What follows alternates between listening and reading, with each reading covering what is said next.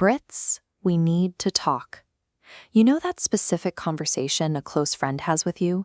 The one where they see you stuck in something that's slowly, methodically exhausting you. You feel it every day, the weight of a situation that keeps taking without ever replenishing what you've lost. You keep telling yourself it'll get better next year, or that you've invested too much of your life to walk away now. You make excuses for the neglect because the alternative, admitting that the person or the system you trust has turned against you, is too painful to face. If we look at the friction in daily life, the relationship between citizen and state has begun to mirror the dynamics of coercive control. Your government has assumed the role of that partner who slowly wears you down inside your own home. Reframing these political failures through the lens of psychological abuse changes the math. It stops being about poor policy and starts being about a cycle that requires a deliberate intervention to break. The first symptom is financial control.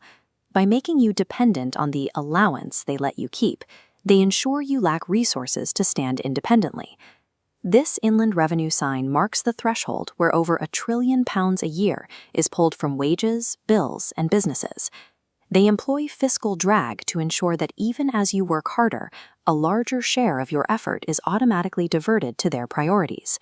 Any wealth you manage to protect is then eroded by the state's own monetary choices. These £20 notes represent a promise that is being broken. As the currency is devalued, the pound in your pocket buys less of your own survival every single day.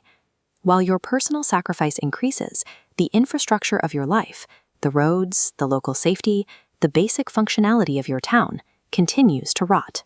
You are paying for a service that is being withheld. Stripping a population of their capital makes the act of walking away a luxury few can afford. This is how financial dependency is engineered, not through a single error, but through a constant, systematic drain. Isolation comes next.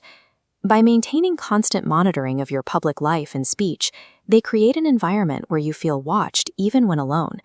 Current legislative pushes are designed to control the digital landscape.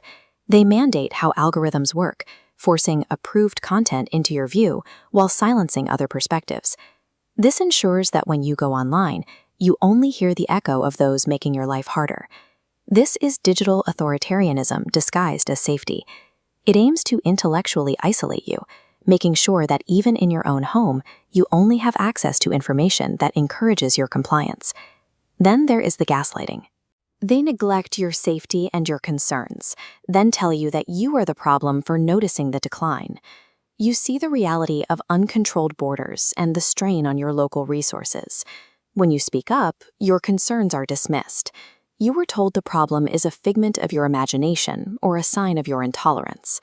That denial ignores physical evidence in our historic warts. The social contract that you pay in and receive care in return is being shredded as the system collapses under a volume it was never designed to handle. This burden flows into every classroom and housing development. Your schools and services are being stretched to the point of failure, yet the state demands you stay silent and accept the chaos. Labeling citizens as extremists for pointing out these measurable strains is a classic tactic. It's designed to make you doubt your own eyes, so you'll stop demanding a better life. It is terrifying to realize you are trapped in a house that's falling apart. That realization is why so many are looking at the exits, considering emigration as the only way to find a future that hasn't been pre-sold. Running away means yielding the inheritance of your ancestors to the very people currently destroying it. It means consenting to the slow death of the country you still love, simply because the fight to save it is daunting. Silence and flight both feed the same beast.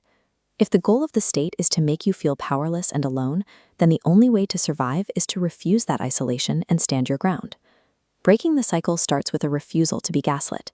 It means calling out the abuse wherever you see it, loudly, clearly, and without apology. We have to set non-negotiable terms: algorithm freedom that allows us to speak, secure borders that protect our home, and fiscal responsibility that stops the theft of our future. Support the voices that are actually telling the truth.